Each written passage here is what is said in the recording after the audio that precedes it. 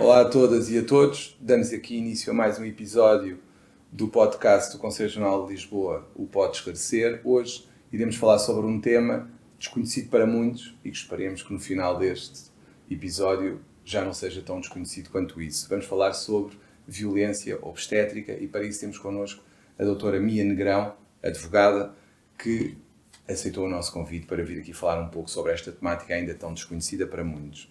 E, em primeiro lugar, muito obrigado por ter vindo, Mia. Obrigada. É um gosto recebê-la aqui nas instalações do Conselho Regional de Lisboa e, como é óbvio, a primeira pergunta que se impõe aqui é: o que é que isto é? O que é a violência obstétrica, afinal? Então, a violência obstétrica está definida como a apropriação do corpo e dos processos reprodutivos das mulheres, sendo que temos uma lei venezuelana que nos diz pelos profissionais de saúde, ou seja, supostamente este processo dá-se pelos profissionais de saúde, ou seja, seriam as pessoas que perpetram a violência obstétrica, embora eu não concorde inteiramente com isso, porque me parece que a violência obstétrica deve ser entendida num sentido muito mais amplo e, portanto, ela pode ser praticada, por exemplo, por entidades de saúde, como a DGS, como vimos na pandemia, em que a DGS emitiu uma orientação em que dizia que as mães que estavam infectadas com Covid não podiam, por exemplo, fazer alojamento conjunto com os bebés após o parto, ou seja, tinham que ficar separadas dos bebés. Houve muitas mães que só conheceram os bebés passado 15 dias deles terem nascido, ou quando o teste dava negativo, e isso também é violência obstétrica. Ou seja, no fundo, a violência obstétrica caracteriza-se por não deixar as mulheres, na gravidez, no parto e no pós-parto, tomarem decisões sobre o seu corpo e sobre os seus bebés, logicamente. Mas então, no fundo, tudo o que implica violação da autonomia da mulher relativamente ao seu corpo e ao do seu filho, poderá ser, lato sensu, considerado violência obstétrica. Sim, é isso? Exatamente. E que tipos de violência é que existem? Porque muitas das vezes a violência, em termos de senso comum, é encarada como violência física só. E não há outros tipos, segundo, por exemplo, se repararmos até na própria violência doméstica, se falar com alguém na rua, violência doméstica, desculpa a expressão, é agredir alguém, é bater em alguém. E não, nós sabemos que não. E na obstétrica é o mesmo ou não? Bem, é no mesmo, ou seja, socialmente as pessoas aceitam mais facilmente que a violência obstétrica seja de facto uma agressão física. Que tenha consequências físicas. Exato, tal como fazem na violência doméstica. Mas eu costumo até usar esta comparação porque também é violência doméstica, por exemplo, se o marido ficar com o dinheiro da mulher, que ela recebe, com o ordenado dela, claro, e lhe der só 2 euros por dia para ela beber um café e comer um pastel de nata, certo? Claro que sim. Isso é violência coação, doméstica. No fundo. E exatamente. É o controle. E é isto que acontece também na violência obstétrica, é precisamente a coação e o controle. E aqui já estamos a entrar um bocadinho mais também no Código Penal. Aquilo que acontece é, nós, mulheres, quando estamos grávidas, assim que entramos numa maternidade, já nem vou dizer durante a gravidez, mas no dia do parto, nós subscrevemos um pacote de intervenções que não sabemos que estamos a subscrever. Existe. E essa é uma questão que eu já agora, já que está a falar do tema, e eu acho que é um tema muito importante que as pessoas compreendam, é que, apesar de não ter diretamente só a ver com a violência obstétrica, também se verifica aqui, a ideia que as pessoas ainda não têm é que muitas das vezes têm um papel à frente que ninguém te explica nada e assina aqui. Isto é daquelas coisas que eu acho absurda. Ou seja, eu estou sem ninguém me explicar rigorosamente nada, porque muitas das vezes é a pessoa que está na recepção que dá o papel, não explica nada, dá um papel para as mãos e diz: isto é só para podermos avançar. Exatamente. E a questão é esta, é que eu estou a dar o meu consentimento, as pessoas dão o seu consentimento a coisas que nem fazem ideia do que é. Claro, ou seja, isto é válido?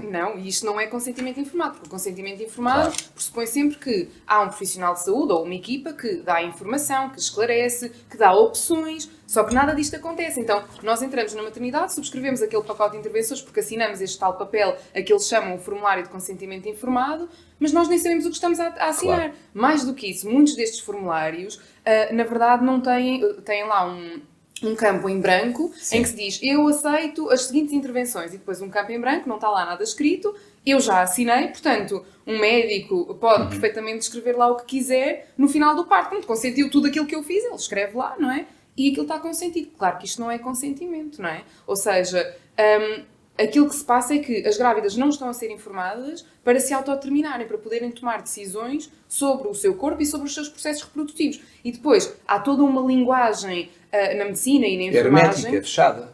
Fechada e também sempre muito impositiva, ou seja, não se pergunta se pode fazer uma determinada intervenção. Diz-se, eu agora vou-lhe fazer, agora dispa-se, agora tira as cuecas, agora vou-lhe fazer um toque, agora vou-lhe fazer não sei o quê, e as pessoas não sabem sequer o que é que está em causa. E muitas vezes, como há esta assimetria de poder, porque as mulheres têm esta ideia de que, pronto, o médico é que sabe, não é? Também não fazem perguntas, porque ficam com medo. E, portanto, assumem que, ok, isto é tudo normal.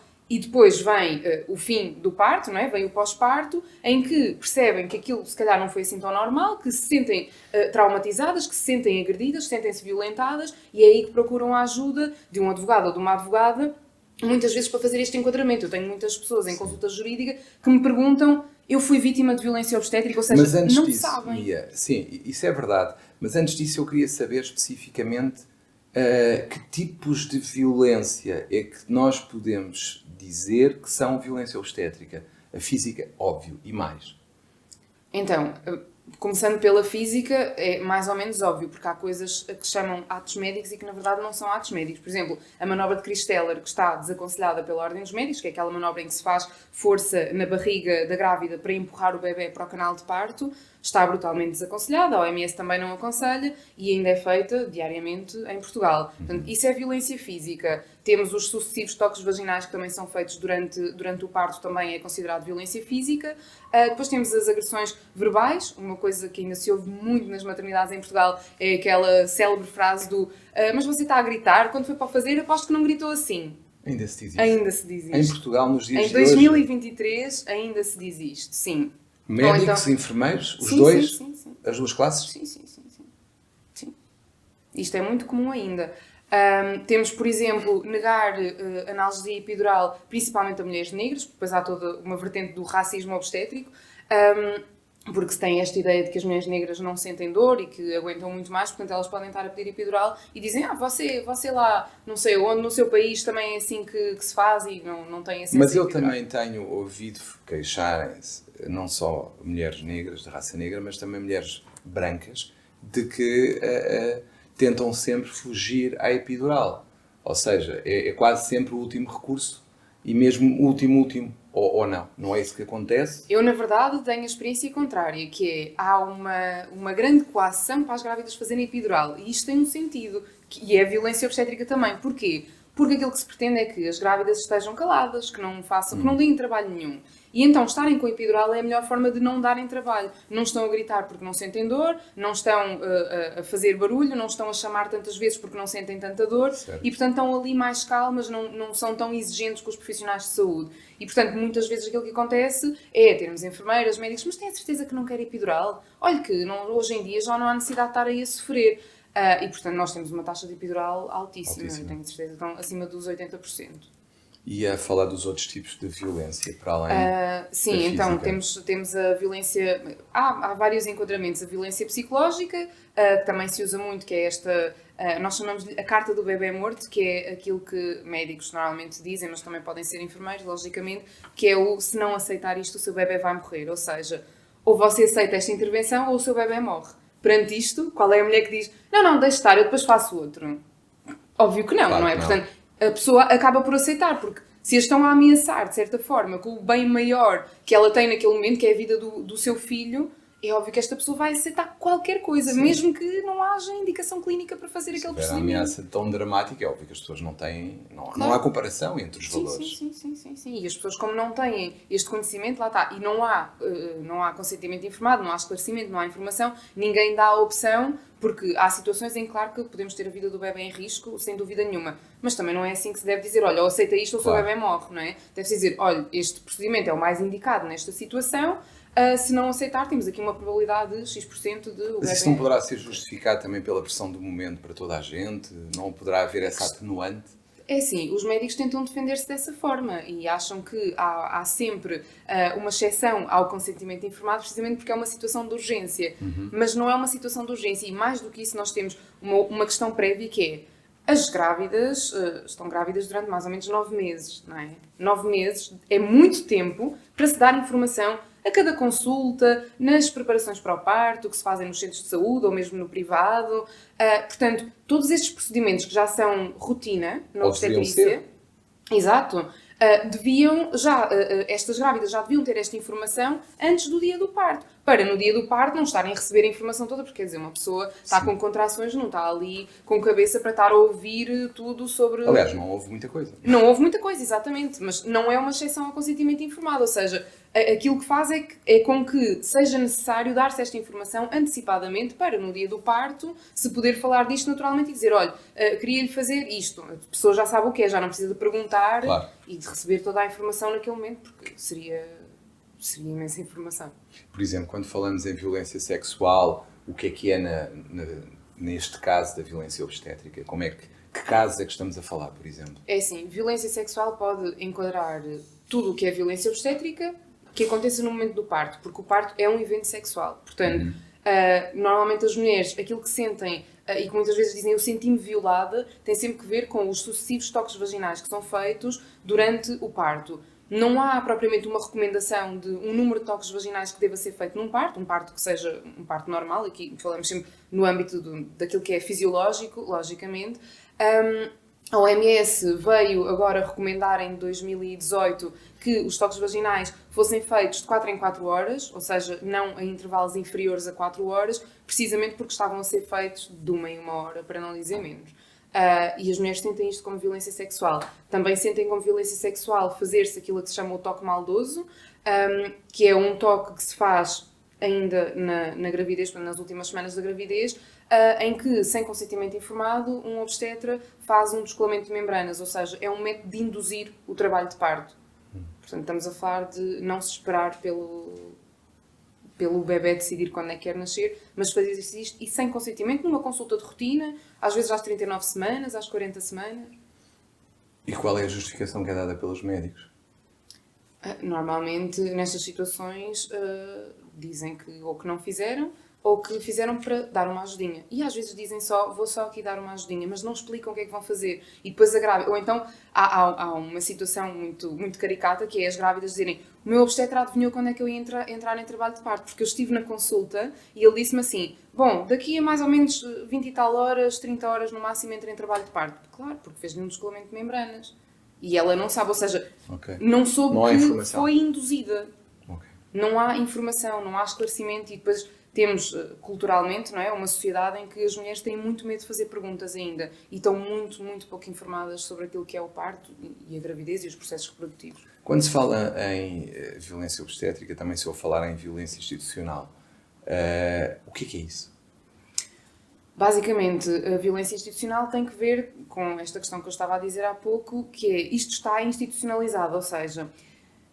Os profissionais de saúde não têm bem a noção de que isto é violência obstétrica. Eles estão só a fazer aquilo que fazem no seu dia-a-dia. E que se habituaram a fazer ao longo de vários anos. Exato, e então sentem-se ofendidos quando nós trazemos para cima da mesa a palavra violência. Porque eles sentem, mas como é que isto é violento? Eu sempre fiz isto. E é muito difícil sairmos daqui. E é institucional também na medida em que temos protocolos, nos hospitais há protocolos que nem sequer estão escritos, é aquele protocolo de atuação que já sabemos como é que fazemos, mas temos depois orientações da DGS, que também acabam por ter ali...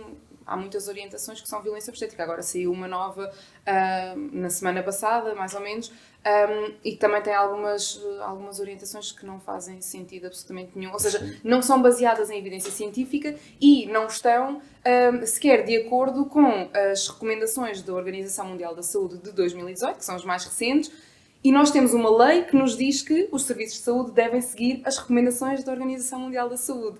E depois vem a DGS e faz orientações contrárias às da OMS. Então... Porque a questão aqui, acho eu, é o que é normal? O que é que se deve fazer? O que é que não se deve fazer? E é isso que eu acho que, por exemplo, para uma grávida, para uma mulher grávida, como é que ela sabe o que é normal? Onde é que ela pode ir ver? Como é que ela tem o conhecimento que lhe permite dizer, olha, não pode fazer isto porque isto não é normal. Isto tudo bem, ok, está de acordo com a OMS ou com outra circunstância que legitime essa atuação. É que isto é que é o grande problema. Não há literacia. Não há nenhum lado em que alguém possa ir ver se quiser esclarecer-se relativamente a estas situações. Porque parece-me que este é o grande tema da violência obstétrica, é o que é normal. No fundo, como é que médicos, enfermeiros e pacientes, no fundo, também sabem o que é normal. E isto é combatido com sensibilização, formação, muita literacia, como é óbvio, porque senão não saímos daqui. Mas nisto tudo, o que passa de tudo o que eu li e vi a propósito do nosso podcast, e já tinha ouvido em várias conferências, parece aquela ideia de que há sempre um valor mais alto, que é a sobrevivência do bebê, que tudo legitima. Exatamente. E que em tudo é enfocado. É como falou há pouco a Mia, quando há dois valores, o que se tende a fazer é dizer, olha, isto é tudo possível porque aqui em cima está o seu bebê. E é isto que nós queremos. O nosso fim último é salvar o seu bebê ou fazê-lo nascer salvo, são e salvo. E com este argumento, a mulher até se sente mal em dizer o que quer que seja, porque, não, eu agora estou aqui preocupado com isto, com esta violênciazinha, quando é a vida do meu filho que está em causa. Exatamente. E é sempre assim que eu sinto que as coisas são colocadas. Não sei se também a Mia também concorda. Sim, na verdade, aquilo que os movimentos contra a violência obstétrica têm vindo a dizer é que toda a medicina obstétrica neste momento assenta nesta ideia de salvar o bebé da mãe.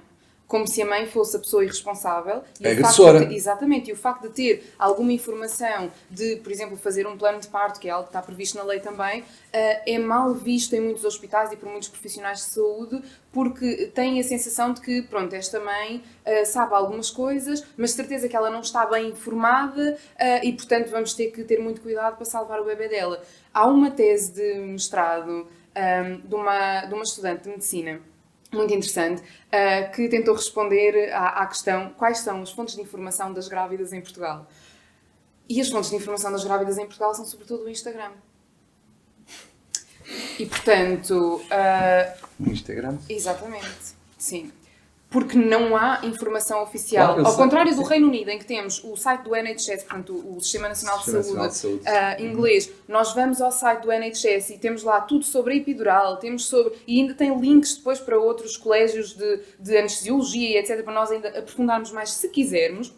Temos tudo sobre os toques vaginais, sobre o que é normal, o que é que não é normal. Está lá tudo explicado, o que é expectável no dia do meu parto, o que é expectável acontecer, com quem é que eu vou estar, quais são os profissionais de saúde com que eu me vou cruzar. Está lá tudo. Enquanto que nós, em Portugal, não temos essa informação em lado nenhum. Portanto, as grávidas, muitas vezes, dizem, pois, eu tive uma consulta... Às vezes, há grávidas que dizem que quem me fez o parto foi uma auxiliar.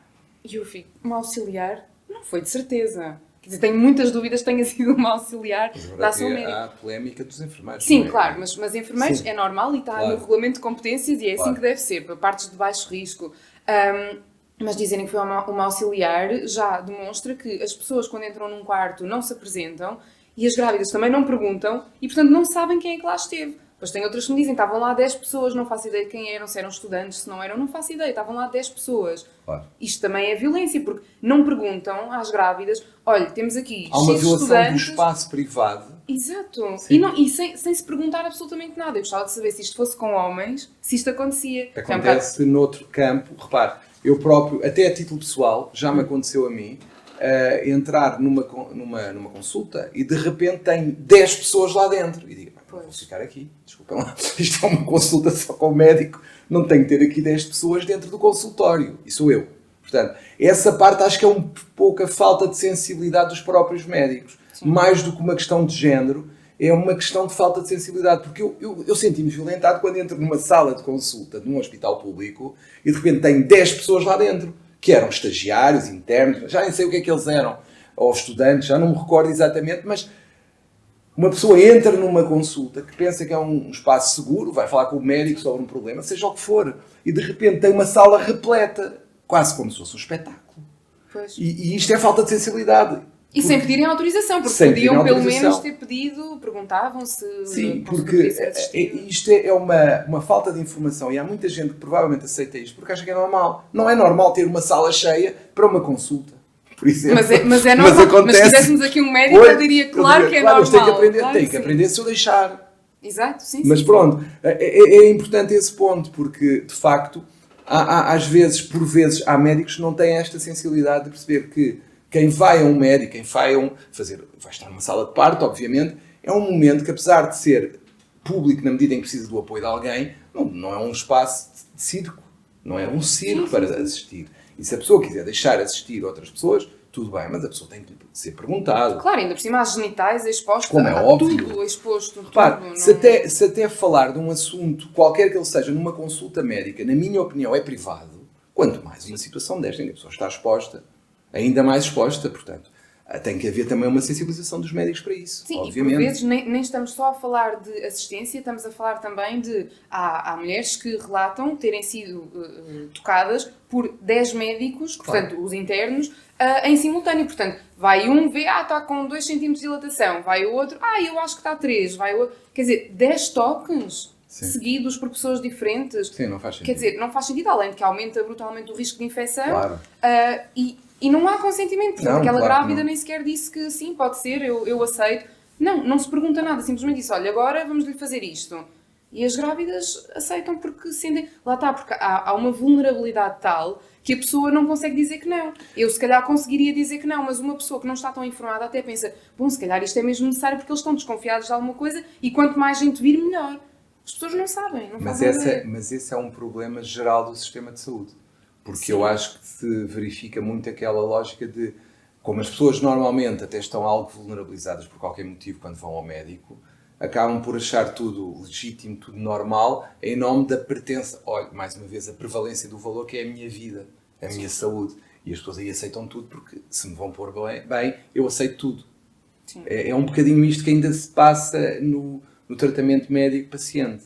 Se há médicos que de facto são exemplares no tratamento, há outros que não são. E lhes falta alguma sensibilidade na gestão da relação paciente-médico. Sim. Depois temos outra questão, em termos daqui da assimetria de poder, que é, nós em Portugal, bem, a OMS o que recomenda é um modelo biopsicossocial. Aquilo a que se chama no Reino Unido um modelo de parteira, o Midwifery Model, que é basicamente um modelo em que são as parteiras, no nosso caso enfermeiras especialistas em saúde materna e obstétrica, mas eu simplificando, parteiras, que no fundo têm as competências para fazer parte da vigilância da gravidez e para estarem depois no parto, sempre que seja um parto de baixo risco ou então de médio risco, já sempre em conjunto com o obstetra, com uma equipa. E nós em Portugal não temos isto, portanto agora saiu a tal orientação da DGS que vem dar alguma autonomia às parteiras, mas também não é muita autonomia, é só alguma, não é tanta como aquela que está reconhecida efetivamente no Regulamento de Competências Específicas dos enfermeiros especialistas. E tem havido uma grande revolta como se isto fosse uma grande novidade, que não é, na verdade é assim que devia ser. Isto é só estarmos a fazer a real transição, em termos de orientações da DGS, para um modelo biopsicossocial em vez do modelo biomédico que nós temos, em que é o médico que sabe tudo, é o médico que faz as consultas todas, é o médico que está no parto. Quando uma grávida de baixo risco não precisa de um obstetra no parto. Estamos a falar de um processo que é fisiológico. Portanto, as parteiras são suficientes para aquele momento. E nós em Portugal não temos isso. E depois temos esta grande reverência das pessoas ao senhor doutor, este medo e o acharem que estão melhor acompanhadas se estiverem acompanhadas com obstetras. Mas sabe que isso também é uma reação a algo que aconteceu no passado. Porque eu ainda sou do tempo, do século passado. Eu também sou do século passado, calma. Agora, parecia quase aquele anúncio, mas eu recordo-me, aliás, eu não me recordo pessoalmente, mas sei que, por exemplo, eu pessoalmente nasci em casa. Porquê? Foi? Nasci em casa, em Odivelas. E eu recordo-me perfeitamente a minha mãe me ter dito que tu nasceste em casa porque a tua irmã morreu por ter sido maltratada durante o parto pelo médico. Ou seja, havia aqui uma ideia de que os riscos poderiam estar mais no hospital ou poderiam estar mais em casa, dependendo da perspectiva e do que tem acontecido em termos de experiência pessoal naquela altura. E eu recordo-me que, pelo que me era dito, na altura em que eu nasci, as parteiras iam a casa e muita gente acabava por nascer em casa porque havia um receio de ir ao hospital. E o que é que eu acho que poderá ser a reação inversa agora? É afastar estas pessoas porque se tenderia a achar, ou se terá achado na altura, que era um risco acrescido para a criança e para a mãe. Portanto, se calhar é por isso que também se partiu para o extremo oposto. Porque, pelo meu caso pessoal, eu apercebi-me que havia uma fuga para as parteiras porque se tinha medo dos médicos. E se calhar verificaram-se talvez muitas situações em que o parto correu mal, precisamente por serem parteiras e não serem médicos. Se calhar por isso caímos no extremo oposto, que agora é sempre um obstetra. Não sei, Sim, mas os estudos dizem-nos como que é há óbvio. segurança no parto em casa desde que seja um parto planeado. Aliás, Exatamente. saiu ontem, se não estou em erro, um estudo sobre isto, um estudo sociológico sobre a nossa realidade em Portugal, portanto o parto em casa em Portugal, e aquilo que está descrito é que realmente é seguro, desde que seja com parteiras, desde que seja algo planeado. Alguém saiba Agora, e é preciso ter dinheiro para isso, porque o nosso SNS não comparticipa nada, isto não é como no Reino Unido. Uma das coisas que eu lhe queria perguntar era, no fundo, na violência obstétrica são sempre vítimas as mulheres? Ou acha que não? Sim, são sempre... É assim, eu escrevi um e-book sobre isso precisamente também para fazer aqui esta triagem. Não são só as mulheres que são vítimas de violência obstétrica, ou seja, claro que elas são as principais vítimas, mas os bebés também. Eu vejo bebés em fotografias de clientes que tiveram partos absolutamente traumatizantes, e os bebés nascem com lesões gravíssimas. Já para não falar daqueles que ficam com paralisias cerebrais graves e daqueles que morrem, porque isso então nem vamos falar. Nós com tivemos crânios há pouco tempo, infelizmente, aquela situação do bebê sem rosto, que é gravíssimo, de facto foi tão falada e acho que começou a alertar também as pessoas para esta situação e que de facto implica uma maior responsabilização dos médicos e no fundo um maior cuidado quando se está perante situações deste género, como é óbvio, e também das pessoas, porque as pessoas têm que começar a conhecer melhor os seus direitos. Diga, Mia. Sim, têm que começar. E não é só isso. Podemos falar de corporativismo da classe médica, é que isto é um grande problema, porque mesmo o caso deste obstetra que fez a ecografia ao bebê sem rosto, depois isto acaba sempre por ficar encoberto, nunca acontece nada, ou quando acontece é já demasiado tarde. Ou seja, a ordem dos médicos neste momento não está a fazer o trabalho que devia fazer. E eu vejo uma grande diferença na minha prática enquanto advogada entre a ordem dos médicos e a ordem dos enfermeiros, porque realmente na ordem dos enfermeiros, bem, eles trabalham melhor na ordem dos enfermeiros do que no Ministério Público. Porque eles investigam mesmo, eles estão mesmo interessados em saber se aquele enfermeiro ou aquela enfermeira teve más práticas ou não. E às vezes é só para uma amonestação, não significa que aquela pessoa vai ser expulsa da ordem, que é uma coisa gravíssima. Não, mas chamam lá as pessoas para serem ouvidas. A ordem dos médicos não faz isso, de todo. Portanto, há sempre, normalmente, aquilo que se recebe como resposta quando se faz uma denúncia à ordem dos médicos é uma resposta muito vaga, dizendo que, pronto, confrontámos o senhor doutor com esta reclamação e ele diz que não aconteceu assim. Portanto, arquivamos. Okay. E é sempre isto. Mas ninguém é ouvido, não chamam os meus clientes para serem ouvidos, não chamam ninguém, não há testemunhas que sejam ouvidas, não há nada. Ou seja, é preciso estar a recorrer. Muitas vezes depois as pessoas também ficam completamente descrentes e já nem sequer querem recorrer, pensam, não vale a pena. Mas é um grande problema e tem sido um entrave também a que os profissionais de saúde percebam aquilo que estão a fazer mal. Porque é mais fácil fazer isto na enfermagem do que na classe médica. Mas ia a falar, e eu é que a interrompi, culpa minha, sobre as crianças, sobre os bebés. No fundo, ia a falar das crianças poderem ser vítimas e ia exemplificar. Isso era importante que nos dissesse aqui. Tudo que seja violência obstétrica vai ter sempre também como vítima o bebê. O bebê está lá, portanto, há sempre... A forma como nós nascemos, de facto, importa, não é? Se nós nascemos por cesariana, se nascemos por parto vaginal, se nascemos num parto traumático ou se nascemos num parto em que nos sentimos respeitadas, tudo isto faz diferença. O andar a mexer no bebê, rodar o bebê, puxar o bebê, isto faz diferença até para a saúde do bebê. Já nem digo noutras coisas a longo prazo. Mas também temos como vítimas, por exemplo, os acompanhantes, independentemente de quem seja o acompanhante, normalmente são os pais das crianças. Em que termos? Bem, exemplos. Ficam absolutamente traumatizados. Tenho casais em que o acompanhante, portanto o pai da criança, diz que sentiu que a mulher estava a ser violada e ele não conseguiu fazer nada, sentiu-se absolutamente impotente. Porque vê naquela situação que estão a fazer demasiadas coisas, que ela está desconfortável, que ela está a gritar, que ela está a pedir por favor parem, e eles não param e ele não consegue dizer parem, porque ele não tem conhecimentos do que é normal. Exato, ele não sabe, então ele acha que estão a fazer o melhor para salvar aquele bebê. E então há aqui uma ponderação entre, ok, ela se calhar vai ter que aguentar este desconforto ou esta violência porque tenho ali o meu filho e eu quero salvar o meu filho também, não é? E muitas vezes também médicos pedem aos acompanhantes para serem eles a fazer a manobra de Cristela, por exemplo. Também é muito comum. Explicam e dizem, olha, tem que fazer pressão aqui, está a ver? Porquê? Porquê é que pedem para que não sejam responsabilizados? Responsabilidade, claro. Então encomendam. Claro. E, portanto, depois, quando estes pais percebem que o que fizeram pode ter causado as lesões que os filhos agora têm, ficam absolutamente traumatizados, arrependem-se Mas isso só imenso. descobrem muito depois. É que há essa consciência, ou como é que há essa consciencialização? Porque tem falado muito de só sabem depois, só descobrem depois. Como é que eles descobrem? Como é que eles sabem que tinham esses direitos? Bem, já Como é que temos acontece? algumas pessoas no hospital que dizem, olha, o que se passou consigo não foi normal, depois falo com alguém, mas faça queixa. E as pessoas ficam tipo, ok, se calhar então alguma coisa aqui foi mal feita, e depois vão querer investigar. Se há uns anos atrás as grávidas só se apercebiam, as mulheres só se apercebiam que tinham sido vítimas de violência obstétrica passado meses e às vezes até anos, hoje eu tenho pessoas que me telefonam do hospital a dizer eu estou a ser vítima de violência obstétrica agora. Portanto, as pessoas já começam a ter alguma noção, mas não por sabem como elas sair da situação. ou por pessoas que as alertam? Muitas vezes por elas, porque já têm algo, já ouviram a palavra e ao sentirem que algo não está bem, lembram-se, será que isto é violência obstétrica? Ok.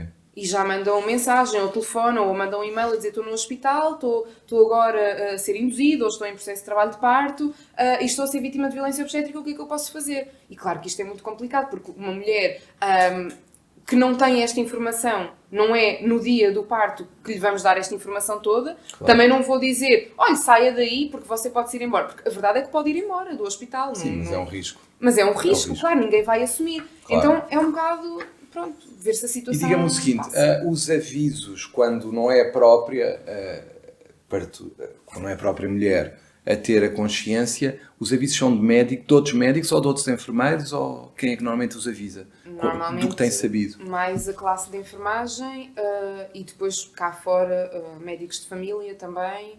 Mas já depois? Sim, já depois. Dias depois? Sim, já depois. Normalmente na primeira semana já dá para perceber...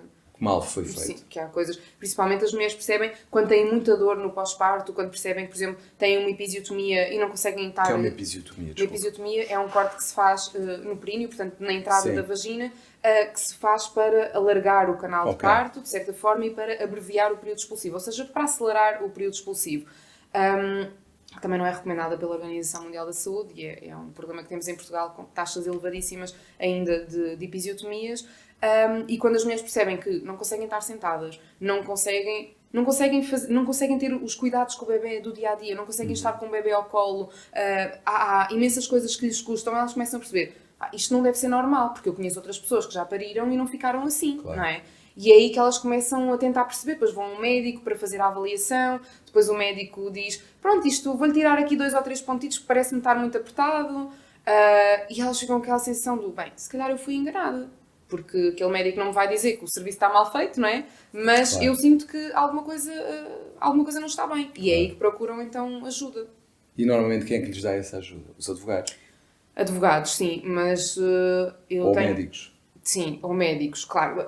São 2 coisas diferentes, não é? Eu não dou ajuda médica a ninguém. Claro. E nenhum médico dá ajuda legal também, claro. Nem faz aconselhamento, logicamente. Mas a verdade é que estas mulheres, muitas vezes, quando me chegam, já tentaram contactar outros advogados que lhes disseram isso não vai dar em nada, esqueça. Porque... Como é uma situação muito específica, a maioria dos advogados e das advogadas, pronto, que são pessoas da sociedade, não é? Também sofrem um bocado deste efeito do... Então, mas era um parto, o que é que você estava à espera? Estava à espera que fosse uma coisa maravilhosa e que não houvesse dor. É a falta da literacia, dessa Exatamente, ou seja, acham... E muitas advogadas, que também já pariram, já tiveram bebés, também dizem, então, mas isso é normal, isso também me aconteceu a mim. Claro. E, portanto, estão a legitimar esta violência, porque também elas foram vítimas de violência. Sim. E não sabem que foram vítimas de violência. E diga-me o seguinte, isso também é outra questão que também tem a ver com algo que eu queria perguntar, que é, também o termo e os termos que são utilizados também levantam esse problema, que é, isto é violência obstétrica, são maus tratos, é negligência, é má conduta, porque no fundo esta confusão existe, certo? Sim, então mas vamos transportar isto para a violência doméstica. É violência doméstica porquê? Não são maus tratos? Porquê que não são maus tratos? Porquê que não é outra coisa qualquer? Claro. É violência, claro. Efetivamente. Agora, eu percebo que há algumas questões com a palavra, logicamente, Mas é a violência, e é a violência obstétrica. Portanto, as pessoas vão ter que se habituar a este termo, porque ele veio para ficar, não se vai alterar. Claro que a Ordem dos Médicos prefere utilizar o termo maus tratos. Mas porquê? Eu gostava de... Eu sei que vai dar ao mesmo, mas eu quando coloquei esta questão também queria, no fundo, explicar a quem vir e ouvir este nosso episódio, no fundo, o que é isto? Porque é que se discute só maus tratos? É violência obstétrica? Que consequências... Para além das jurídicas, que acho que é importante também que os nossos colegas saibam, eu gostava que o cidadão também percebesse um pouco porque é que se fala disto e porque é que isto é relevante. Na sua opinião, pelo menos, da minha.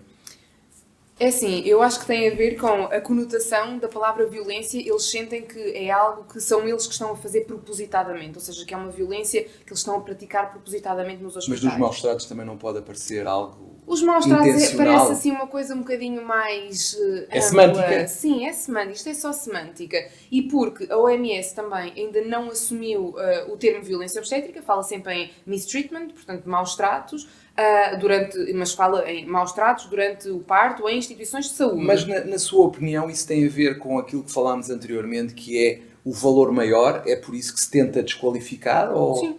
É por isso? Sim. Não vamos chamar isto... Vamos lá com calma. Isto também não é violência. Violência é outra coisa. Violência é se nós batermos nas pessoas. Violência é se nós... Normalmente é mais para a violência física. E como eles não sentem que o estejam a fazer, o termo não faz muito sentido. No fundo, é o quê?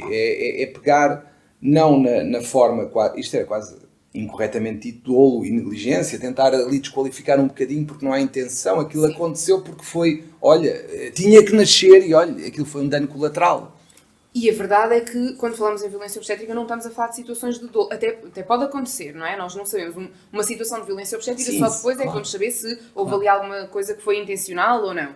Agora, regra geral, estamos a falar de situações em que os profissionais de saúde não estão atualizados. Não estão atualizados, não sabem o que é medicina baseada na evidência. Culpa própria.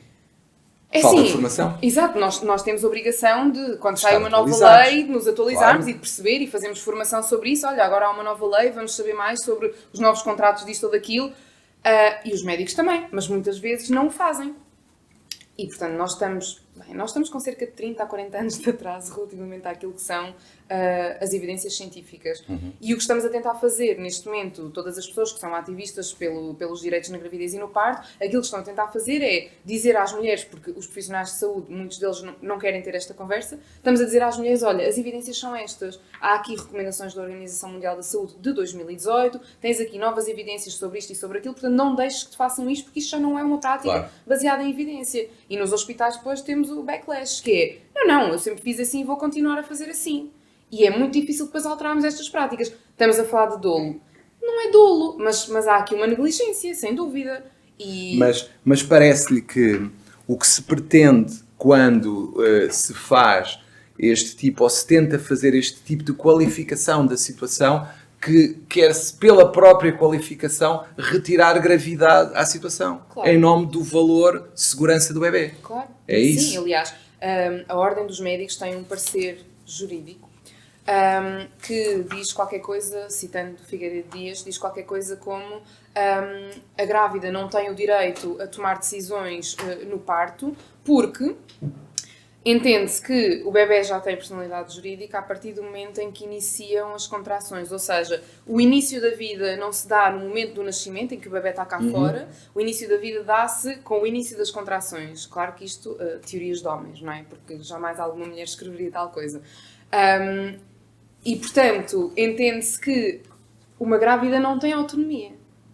Não tem autonomia. Ou seja, para a Ordem dos Médicos, a grávida não tem esta autonomia. Ou seja, sempre que esteja em risco a vida da criança. Só que, quando é que não está em risco a vida? Em risco, salvo seja, não é? É para os médicos está sempre. Claro, e é como se fosse uma luta entre a autonomia da vontade e a vida. Exatamente, exatamente.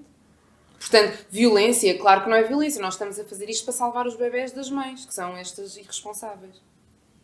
Ok. Então, só para sintetizar, até para quem nos ouve, quem é que pode praticar a violência obstétrica? Qualquer pessoa que tenha contacto com a situação dentro da instituição, é isso? Dentro e até fora. E até fora. Sim. Por exemplo, dentro... Então vamos só dizer os médicos, os enfermeiros, os auxiliares, até o assistente administrativo, toda a gente. assistente administrativo também. Toda a gente. Sim, até a senhora da limpeza que entra no quarto e diz: você está aí a gritar para quê?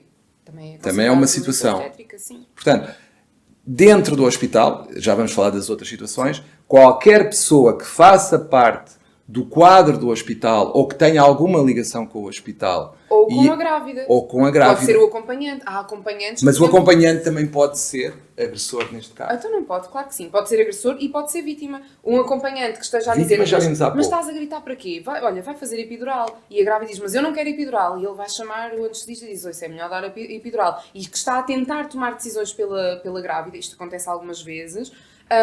Isto é mas isso é violência obstétrica? Claro, então se não está a deixar a grávida decidir e está a querer tomar decisões por então, ela, é violência obstétrica. Tentando também... Viola o direito à autonomia, certo? No fundo, toda e qualquer pessoa que viole a determinação da grávida está ou pode estar a cometer violência obstétrica, em geral. Sim. E fora do hospital, que situações é que podem acontecer? Por exemplo, falou pré e pós, não é? Pré-parto e pós-parto. Pré-parto serão as consultas, em princípio, ou poderá haver outras situações? Sim, era isso que eu estava a referir. Consultas. Sim, às consultas de vigilância da gravidez, que podem ser feitas no médico de família, algumas, a partir das 36 semanas, as grávidas normalmente são encaminhadas para um hospital, mas pode acontecer também nas aulas de preparação para o parto, em que já se está... Em que termos? Isso é curioso. Por exemplo, há cursos de preparação para o parto, há cursos muito bons no público, atenção, e há cursos péssimos, em que basicamente dizem às grávidas, pronto, e depois o médico vai fazer assim, e depois se a grávida pergunta, mas tem que ser? Elas dizem, sim, tem que ser. Ou seja, não lhes estão a dar informação para a autodeterminação, estão-lhes a dar uma informação muito enviesada para elas aceitarem qualquer procedimento sem questionarem. Então, mas aí já estamos noutra fase, ou seja, temos que alargar o conceito de violação da autodeterminação para abranger também aquelas situações em que alguém contribui para a desinformação da grávida. Exatamente. Também nesses casos. Isto num sentido muito amplo, porque se formos ver depois em termos jurídicos, entendo que, por exemplo, na lei venezuelana, eles digam que é violência perpetrada por profissionais de saúde. Porque aí faz sentido, porque como é que, em termos jurídicos, se nós quisermos enquadrar isto, sei lá, no Código Penal, não podemos dizer que é a DGS ou que é... Isto seria uma coisa muito ampla. Portanto, aqui temos que nos cingir àquilo que mais importa.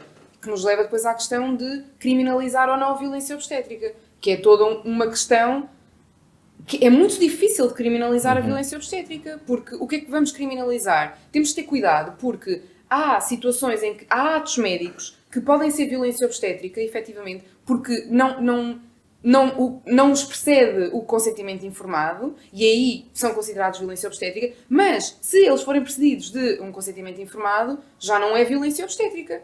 É um ato médico. Então, é muito difícil entrar neste campo da criminalização da violência obstétrica precisamente por causa disto, porque estamos a mexer com saúde, estamos a mexer com atos médicos e não queremos depois ter o reverso da medalha, que é a medicina defensiva. Não é? Não queremos médicos a dizer, olha, então não quero saber, você está para aí, eu não tenho nada a ver com isto, nem lhe vou tocar. Claro. E também não queremos o contrário, que é, então vamos fazer cesarianas a todas as mulheres, porque assim pelo menos acaba, que também é violência obstétrica, porque fazer cesarianas a todas as mulheres, não lhes estamos a dar opções, estamos a dizer, não, tem que ser cesariana. Então, mas porquê? Olha, porque o seu bebê é muito grande, ou porque é muito pequeno, ou porque você tem uma bacia estreita, ou porque tem não sei o quê. Isto também é violência obstétrica. Isto faz-se imenso nos privados, não é? Tipo, nos privados a taxa cesariana está tipo nos 80 e tal %. Porquê? Não é porque as mulheres que vão para o privado, coitadinhas, não sabem parir. E não é porque todas elas querem cesariana. É porque, muitas vezes, há qualquer coisa a meio da gravidez que é... É mais fácil. O bebê está muito grande, ou o bebê está muito pequeno, ou o cordão está à volta do pescoço, ou... Inventam-se sempre qualquer coisa. Há sempre uma desculpa para se fazer uma cesariana. E isto, para mim, é medicina defensiva. Porque já estão a pensar, bom, se isto pode ser um mínimo fator que eles acham que é de risco, porque não é, então eu prefiro não estar cá para ver, mas vai fazer uma cesariana, é tudo limpinho, data marcada, não... Resolve-se rápido. Sim, e não estraga a agenda. Portanto, faltam-nos as situações pós-parto. Que exemplos é que nos pode dar de violência obstétrica pós-parto? Bem, no pós-parto imediato é tudo o que tem a ver ainda com o parto. Mas portanto, ainda dentro... Sim, ainda dentro da instituição, ainda dentro do hospital. Okay.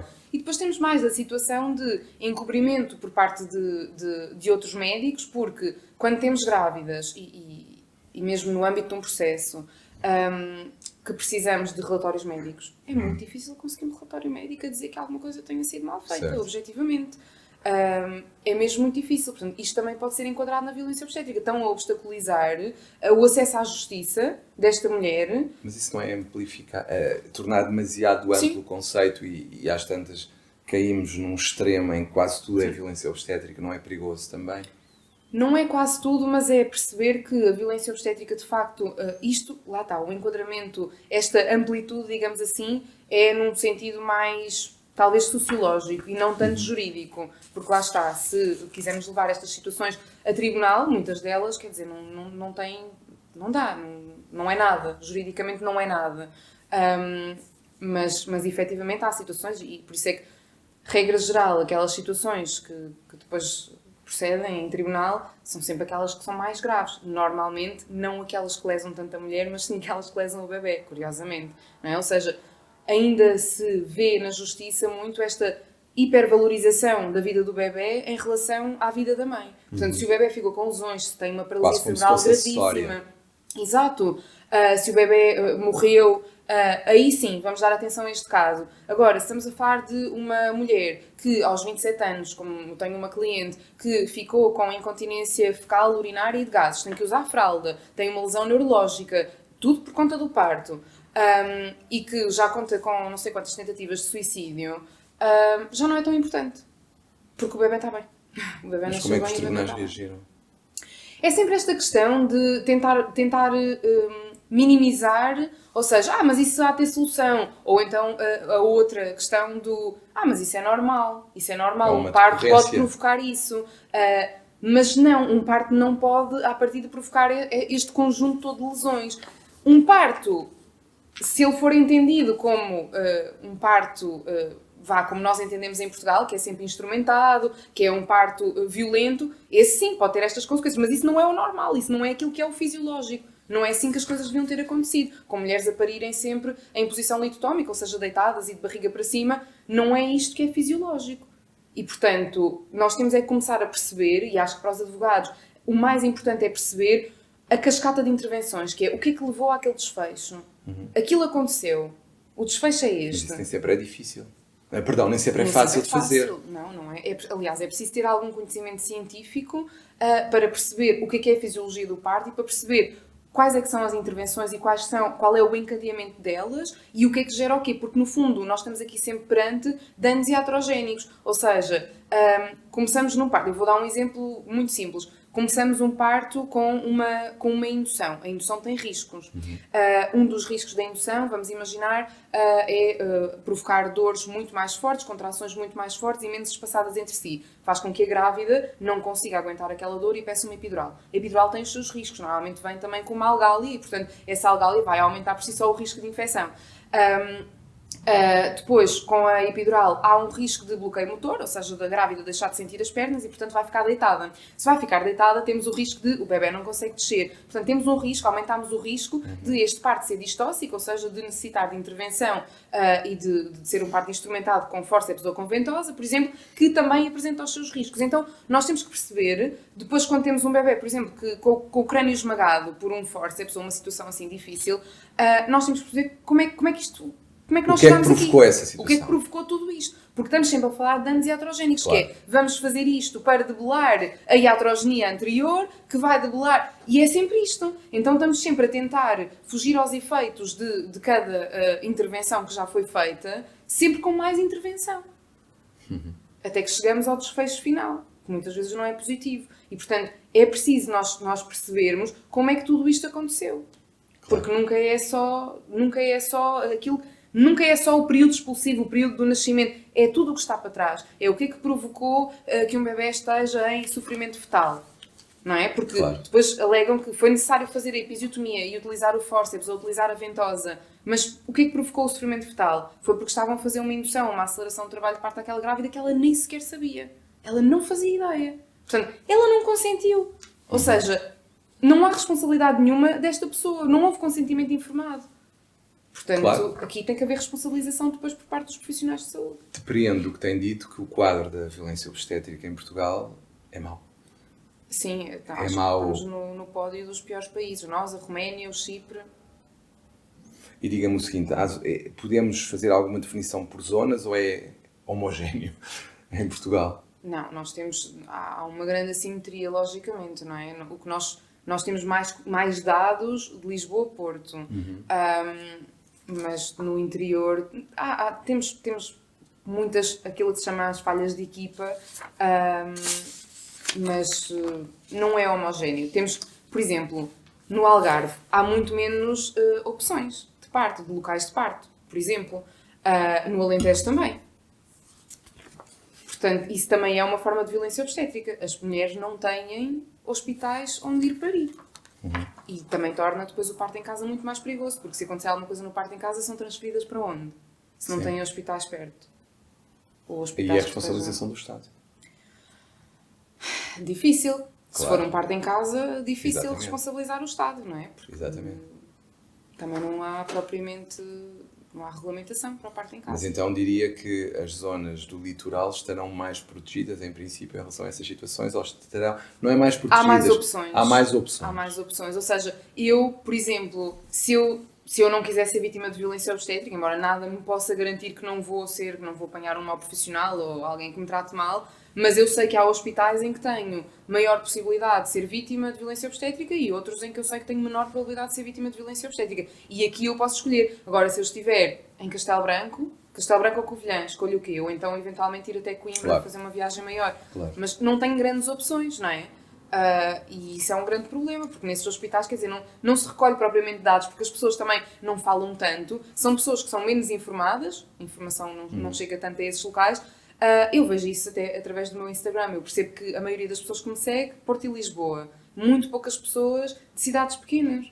E portanto essas pessoas também são aquelas que estão menos informadas, em hospitais muitas vezes com menos recursos, e se as coisas correrem mal, essas pessoas também não fazem nada.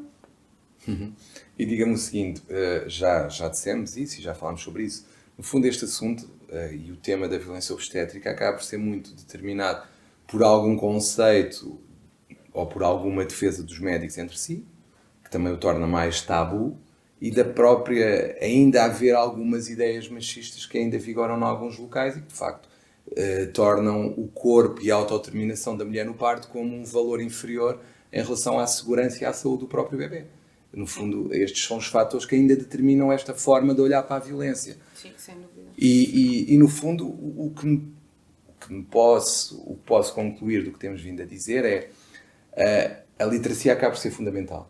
Falar com as pessoas, explicar às pessoas o que é de facto a violência obstétrica e até aos próprios médicos e enfermeiros explicar o que é que podem e o que é que não podem fazer, mas isso naturalmente teríamos que contar com as ordens respectivas.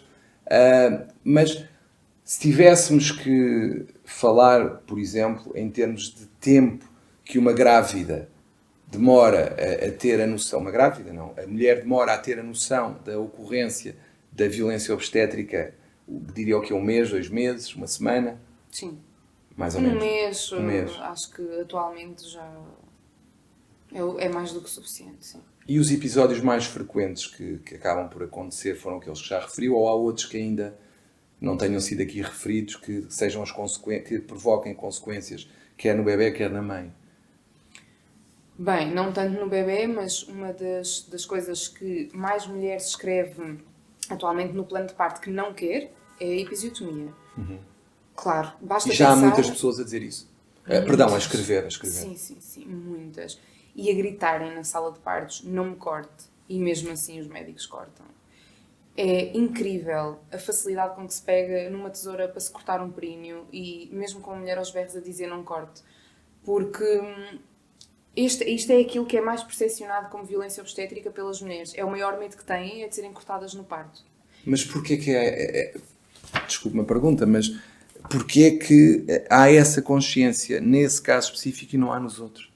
Porquê que leva a que esse caso seja mais conhecido? Porque as consequências da episiotomia para as mulheres... Bom, há episiotomias e episiotomias, obviamente, há pessoas que não têm grandes consequências. Mas eu lembro-me que fiz um trabalho sobre isto na faculdade, no mestrado, e as pessoas ficaram muito chocadas. E muitas delas foram para casa, levaram aquele tema, perguntaram às mães e às avós se tinham tido episiotomias, e na aula seguinte vieram falar comigo imensas pessoas dizer, olha, eu falei com a minha mãe, com a minha tia, com a minha prima, e dizem que ainda hoje, passar 30 e 40 anos de um parto, que ainda sentem dor na cicatriz da episiotomia. Porque a episiotomia não corta só uma camada de mucosa ou de pele, corta também músculo.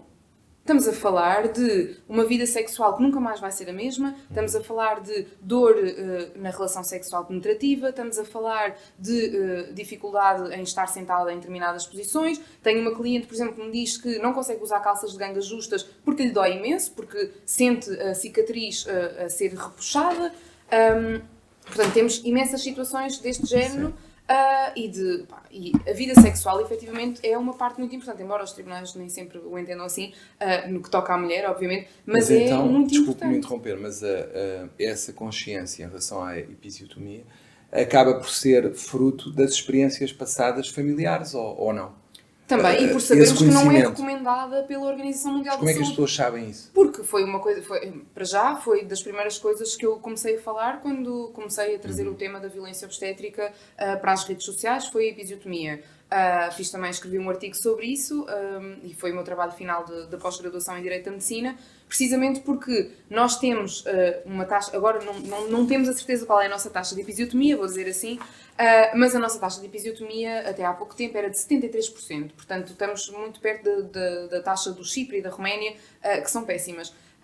Em contraposição a países como a Suécia, que tem uma taxa para aí de 7%, uma coisa assim. A OMS, até 2018, dizia que era aceitável uma taxa até 10% em cada país. 10%. Temos 73%, ou tínhamos 73%. Entretanto, em 2018, a OMS vem dizer já não se recomenda taxa nenhuma porque não há evidência científica dos benefícios da episiotomia. Ou seja, não se conhecem benefícios da episiotomia. Eventualmente, a única situação em que ela poderia ser feita com indicação clínica seria na utilização de fórceps. Mesmo assim, temos obstetras que dizem eu quando faço fórceps não faço episiotomia porque não há indicação e não fazem. Portanto, hoje temos ainda médicos e enfermeiros, porque enfermeiros também podem fazer episiotomias, atenção, que dizem que fazem episiotomias quando veem que há um risco de laceração. Mas o risco de laceração existe sempre e é naturalíssimo. E é sempre preferível uma laceração, nem que seja uma laceração mais grave, Sim. do que uma episiotomia. Porque pelo menos o tecido vai rasgando para onde ele é mais fraco. Não é cortado, não é? E as mulheres têm cada vez mais esta consciência e, portanto, elas próprias já dizem eu não quero episiotomia. Para além dessa consequência que, de facto, pelo que diz, é aquela que maior consciência existe neste momento, que outros episódios ou que outras situações e que outras consequências tem a mulher ou o bebê, mais frequentemente na sequência de uma situação de violência obstétrica?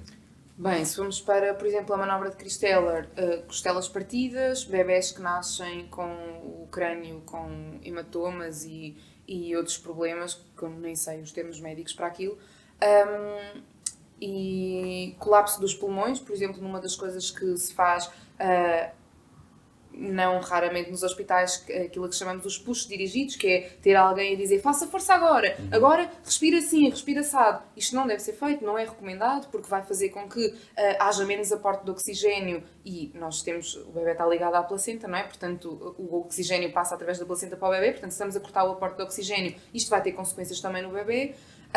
E depois, no fundo, é sempre a questão das iatrogenias, ou seja, eu não consigo identificar uma só situação de violência obstétrica, ou seja, um só ato. Pronto, a episiotomia é mais fácil de isolar, por assim dizer, mas tudo o resto é sempre um encadeamento de situações. Sim, de intervenções. E diga-me o seguinte, mesmo para terminar, estamos mesmo na reta final, as duas últimas perguntas que tenho para si é, primeira, uma pessoa que acha que foi vítima de violência obstétrica, o que é que deve fazer? Contactar um advogado ou uma advogada, logicamente, mas precisamos ter colegas também informados sobre isto e que tenham alguma formação e sensibilidade. Já lá vamos.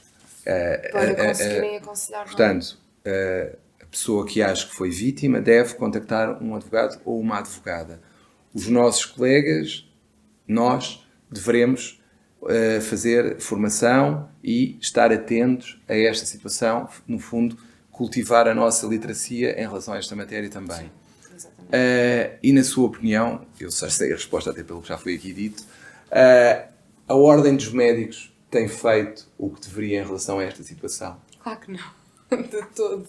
Não, o corporativismo é mesmo muito forte na Ordem dos Médicos. Eu gostava que fosse diferente e que percebessem que isto não é algo contra os médicos, não, nós queremos é arranjar aqui uma ponte de comunicação para conseguirmos trabalhar em conjunto, não é? Porque, na verdade, eu preferia não ter estes processos de violência obstétrica. Isto são coisas, para já são muito morosas, como tudo na justiça, não é? São coisas muito morosas e muitas vezes as pessoas têm vontade de desistir a meio porque o que me dizem as minhas clientes é: eu só quero um pedido de desculpas, eu só quero que eles aceitem e que assumam que fizeram uma asneira e que me digam, que assumam que não estiveram a agir de acordo com aquilo que são as recomendações da OMS, com aquilo que são as evidências científicas. Eu só quero isto. Isto é muito básico, somos todos adultos, sentamos a uma mesa e conversamos. Mas não há esta abertura para este diálogo. Não há. E a queixa na ordem dos médicos muitas vezes é este primeiro passo do: ok, se nós obtivemos aquilo que queremos, que é o tal pedido de desculpas, é assumir o erro, então nós não vamos para a frente, nós não vamos fazer queixa em tribunal, não vamos fazer nada, não é? Mas depois a ordem dos médicos dá-nos aquelas respostas e as pessoas ficam: não, então eu quero avançar com tudo o que der, eu quero avançar. Eu pensei: bom, vamos lá ver risco-benefício, não é? Claro. Mas muitas vezes as pessoas dizem: eu não quero saber, eu quero avançar. Porque ficam mesmo melindradas com aquele tipo de resposta. Que é, ou seja, eu não a falta de ouvida. resposta da ordem dos médicos e do sistema em si. E esta falta de resposta acaba por alimentar também depois a litigância. Porque as pessoas, como não obtêm aquilo que querem, vão para os tribunais. São mais agressivas. E diga-me o seguinte, Mia, e em relação ao próprio estabelecimento hospitalar, qual é a sensibilidade que tem, ou dos dados que tem, relativamente à reação que esse estabelecimento tem nestas situações? Normalmente também não fazem grande coisa. Dizem a tal célebre frase do ouvimos, falámos com o médico ou com a médica, que apresentam uma versão dos factos completamente diferente, portanto, nada a fazer. Nada a fazer. E também não há reação. Também não há grande reação. Tive uma vez um hospital que respondeu, que pediu desculpa e disse que ia conversar com aquele profissional de saúde para não voltar a fazer, ou que já o tinha feito. Assim, uma coisa que a minha cliente ficou satisfeita e disse: pronto, isto para mim é o suficiente. E depois soubemos que nesse hospital tinham incluído a consulta de plano de parto e que estavam a mudar as coisas, e ela pensou: bom, se calhar até foi o meu caso que fez com que isto avançasse mais depressa, e pronto, e ficámos por ali. Mas a maioria das vezes não temos grande resposta. E acha que a legislação está bem como está? Deve ser alterada? O que temos? Difícil. Não sei. Acho que a Lei 15 de 2014 dos direitos dos utentes nos serviços de saúde podia ser alterada, novamente, porque há coisas que não estão ainda muito claras, nomeadamente a questão das grávidas poderem ter até 3 acompanhantes, mas tem que ser em regime de alternância, e depois ainda acrescentam que não pode estar mais do que uma pessoa em permanência junto da grávida, não se percebe porque esta limitação. E essa lei podia estar um bocadinho diferente, podia também falar nas questões relativas à IVG, porque também há violência obstétrica na interrupção voluntária da gravidez. Ou na não interrupção. Ou na falta de meios para isso. E também na procriação medicamente assistida. Também há muita falta de consentimento informado em tudo o que diz respeito à procriação medicamente assistida e, portanto, a lei podia ser alterada. Em termos de Código Penal, até agora, tenho conseguido fazer o enquadramento destas situações então, todas de violência obstétrica. Diria que mais do que a legislação, é necessário perceber o que a legislação diz e adequar procedimentos. Sim, e eventualmente termos uma responsabilidade objetiva relativamente à violência obstétrica. De quem? Dos hospitais? Sim. E dos médicos ou só dos hospitais, na sua opinião? Ou de todos? Não sei, eu vou fazer uma tese de doutoramento sobre Sim. isso. Estou à espera. Ainda não posso ter a arrogância de dizer que já sei a resposta, não sei, mas quero descobrir qual será o mecanismo melhor para fazer esse tipo de responsabilização. Mas eu diria que deste podcast duas grandes conclusões se impõem, na minha opinião. Uma delas mas isso é público, aparece-nos todos os dias nos meios de comunicação social, nas redes, que é a falta de investimento no Serviço Nacional de Saúde, que de facto prejudica e cria disparidades dentro do próprio país em relação à possibilidade que a grávida tem de escolher onde vai ter o parto, onde vai fazer o parto. Sim. E depois a outra é centrar na mulher o próprio sistema nestas situações e não estar a tratá-la como um mero acessório no trabalho de, desculpa a expressão, parir. É uma incubadora, no fundo. Não tratar uma mulher como uma incubadora, mas tratá-la como uma mulher que tem a sua autodeterminação e que deve ter a liberdade plena sobre o que vai acontecer no seu parto e prepará-la para isso. Exatamente. Muito obrigado, Mia. Foi um gosto imenso recebê-la aqui. Foi uma conversa extremamente agradável. Espero que tenham gostado e espero por vós no próximo podcast do Conselho Regional de Lisboa. Até lá. Muito obrigado.